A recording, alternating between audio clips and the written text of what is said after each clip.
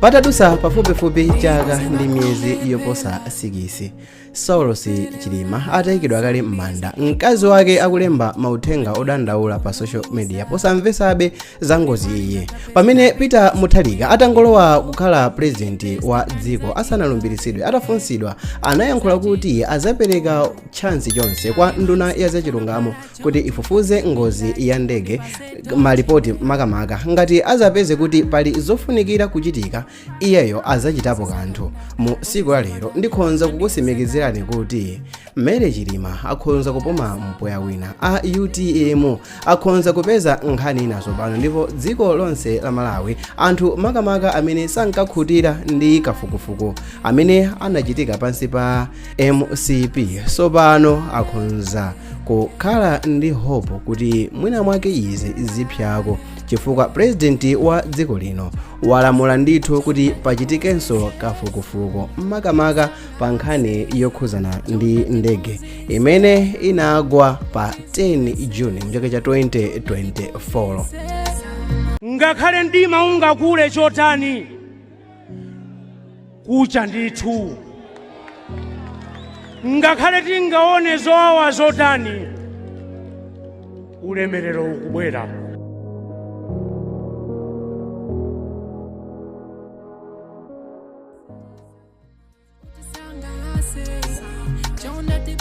Tiyeni tingokumbutsanako pang'ono makamaka tikambe nkhani zokhuzana ndi ndege imene inapha wachiwiri kwa president mu nthawi imeneyo a Saulos Chilima.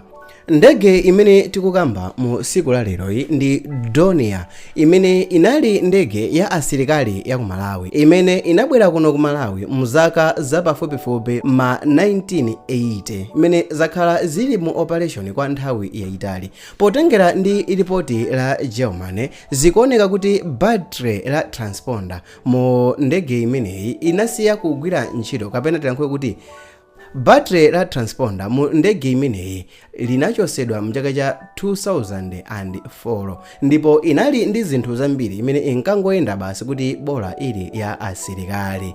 Imfa ya Achilima imabweretsa mafunso ochuluka kwambiri makamaka potengera kuti inali imfa ya zizizi imene mmodzinso mwa Amalawi anali atangofa kumene mwa zizizi. Munthu wake mwina musamuiwale tikukambaza a Raf Kasambala. Tikupaseninso feedback nkhani yokhuzana ndi a Raf Kasambala. Siku lina a Saulos Chilima milandu yawo yokhuzana ndi katangale ili nkati, amene ndi lawyer wawo komanso amene anali best friend wawo mu nthawi imeneyo anazapezeka atamwalira mwazizizi ku room kumeneko kunali ku hotelo ina ku Lilongwe. Imfayi madokotala anayankhula kuti amwalira ndi zinthu zina maziwa matenda, koma dziko la Malawi linamung'oza. Apa nkuti patangosala siku limodzi kuti Saulos Chilima achoke ku South Korea kumene anali nthawi nkuti atangotumizidwako kumene kuchokera pa nthawi imene anapasidwa suspend kuti asagwirenso ntchito ina iliyonse ya boma potengera ndi milandu yake yakatangale. Zitangochitika izi, Chilima atabwera kunoko zinali zokuti basi nzake amperekeze ampase ulemu wake osiriza. Iyeyo anakwera ndege imene tonse timayidziwa bwino ija ya Donia, ndege ya asilikali imene inapezekano kuti akuyenda ndikuyandikira madera ena akumzimba, akufika ku nkhalango imeneyi ya Nthungwa ndegeyi inagwa.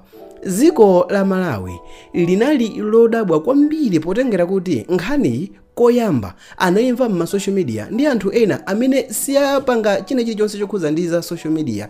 Mwachisanzo Ntanyiwa amene mu nthawi imeneyo nkhanga zaona anachoka nazo kwambiri.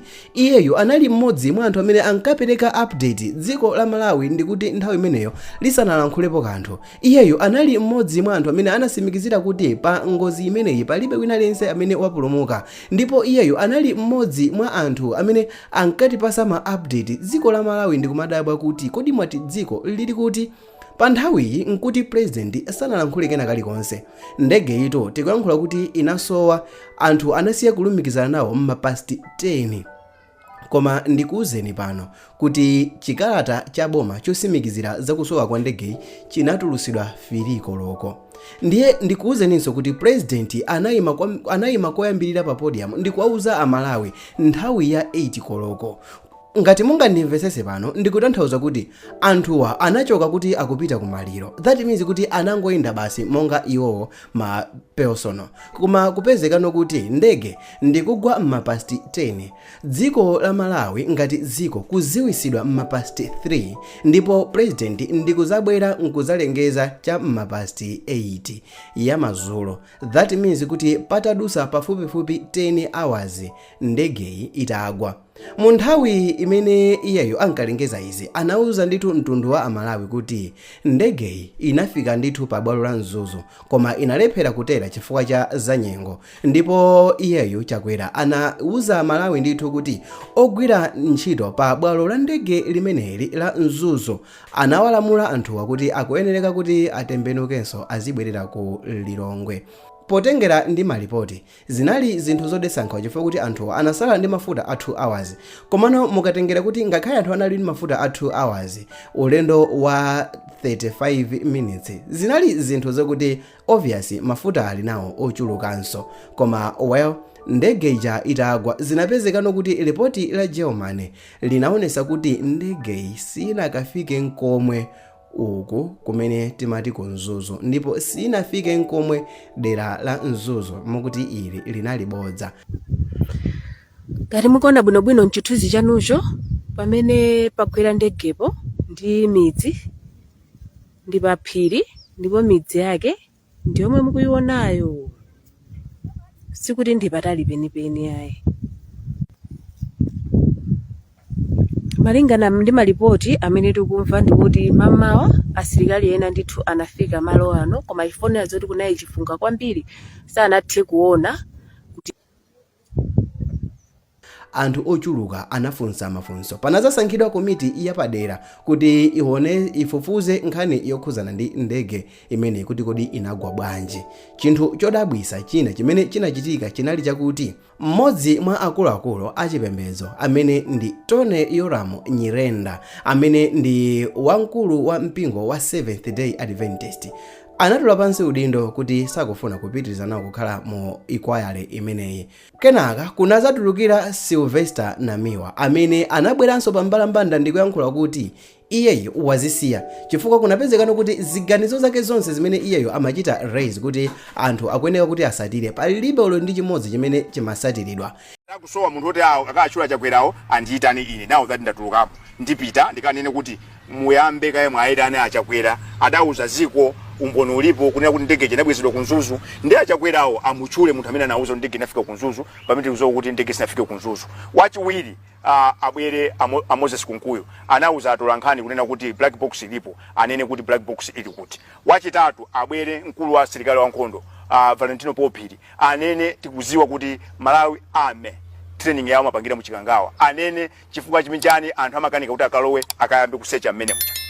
Wachitatu wa number 4 abwera Daud Suleiman akanene ndifwa chana anakasiza to free line pamene palali tawa anatimisa tawa ija ndani podi mulonda amene amagadira tawa ija ali kuti. Munthu wachi 5 kuti abwere pamene apite Wanda Nsisa akanene ananena pa times kunena kuti mndege mnyamala UTM okauka MCP munalibe koma achimwendo amafuna akwere ndi ndalembera kala talisha chimwendo panda. It is on record. Tanena ani Wanda wakunena kuti ali ndumbo nogwirika kuti inu mafuna mukwere ndege anakuza ndege azaza ndani anakuza kuti malo mndege muja mulibe ndege nakaso tibwerere tafusa achakwera kuti ndifwa chani munkafuna periodic kuti azipangana update every 4 hours pamene mkuziwa kuti ndege muja munali mafuta 2 hours. So tikatere nkhani imene tikapeza mayankho ndiye sono tibwere pa number 2 nkhani ya usogoleri. Iyeyo anayankhula kuti sakufuna kupitirizanso chifukwa chakuti anthu zikuoneka ngati ali ndi ziganizo zawo. Iyeyo anapitirizabe kuuza amalawi kuti ngati akufuna kuti ikwayale ikhale ya free and fair akuyenereka afufuzidwe Lazarus Chakwera auze amalawi kuti inuyotu munatiuza kuti ndege inakafika ku Mzuzu, amene anakuuzani ndi ndani nayenso afufuzidwe. Munayankhula kuti anthu azikupasani update every 3 hours, yeti madziwa kuti mu ndege munali mafuta a 2 hours. Chimene chinachitika ndi chani? Wachiwiri abwereso Wanda Nsisha wa Times auze ziko la Malawi kuti amene anamuuza kuti akuluakulu achipani cha MCP makamaka awa tikuyankhula za direct Richard Chimwendo kuti iwowa analinso pa programu yokwera ndege, koma iwowa anayankhula ndi pakamwa pawo kuti anauzidwa kuti ndege malo atha. Amene anawauza ndi ndani? Amene anatulusa mawu kuti malo mu ndege atha ndi ndani? Amene yonso afufuzidwe. Oyo ndikhonza kukusimikizirani pano kuti ikwayale imeneyi palibe wina aliyense amene anakamufunsa president wa dziko. Komanso kuphatikizapo ripoti litatuluka, anthu ambiri anabwera pambalambanda ndi kuzayankhula mawu akuti iwowa amaopsezedwa. Ndine College Nkosi chokera ku Kasangazi School. Itachitika ngozi kunachitika zambiri zimene zimachitika, anthu ena amanena kuti ili kulupuha kaya kuti koma ndege yomene ife tinayionera mene imaterera itadusa pa Kasangazi School paja inazafika pena pake pa manda pamene inazayima kwa kanthawi mwina 10 minutes. Itayima 10 minutes pa malo amenewo panazapezeka kuti kuyima kumene inali mwamba ili mmalere koma yasisatu miyendo. Kenaka itatembenuka pang'ono kufika kuseri kumene kunali kakhwawa. Inazooneka kuti utembenuka yukhanga yatembenuka yasonyeza kusi, kenaka inalowa mu mitambo. Kutembenuka kumene kunali kuti mwina upside down pa Chingereza. Sinali upside down koma inali khala ngati yaonesa kusi pang'ono. Kenaka italowa ku mitambo kuja ku inakhala ngati yasiya kuoneka.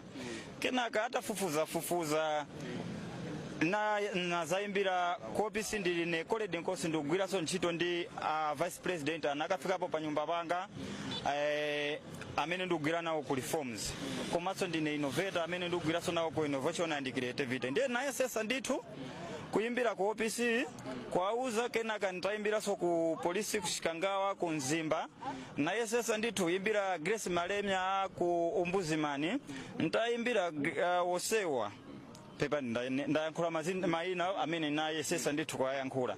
Kenaka nazaimbira tamandani wa kumibawa, ntaimbira tamandani wa kumibawa ndi Osmas Malemya wa ku OPC. Kenaka nazapanga kuti iyayi titumiza mauthengawo, ndiye mauthenga anga aja natumiza kwa kunzuzu chabwino ku PMF. Zikumveka kuti pa nthawi imene anthu anayitana alipoti kuti abwere azachite report, anthu ena anali atapanga kale ziganizo, ndipo anthu ena akayamba kupezeka kuti akuyankhula chilungamo cha zinthu zimene zikhonza kuchita incriminate ena ake, kumapezekano kuti amaopsezedwa. Ena mwa iwo somwina ndikutulusidwa nthawi yawo yofuna kuti afunsidwe mafunso onse ayankhulepo zimene akudziwa zisanathe. Nkhani zonsezi zinabwera pambalambanda, anthu ambiri analankhulapo, zinthu zambiri zinachitika, panali ma theories ambiri a zinthu zimene zinachitisa kuti ndege igwe. Mwachisanzo ripoti lachiwiri linapezano kuti oulusa ndege ndi amene anali olakwika, koma funso ndikumati zinalakwika motani. Anthu okuti ananyamula ndege yomweyi ndi maliro kupita nawo ku Mzuzu ndi kuzabweranso, anthu ake omwewo just a day apart kuti azatengenso olemekezeka a Chilima ndi anthu ena okwana 80.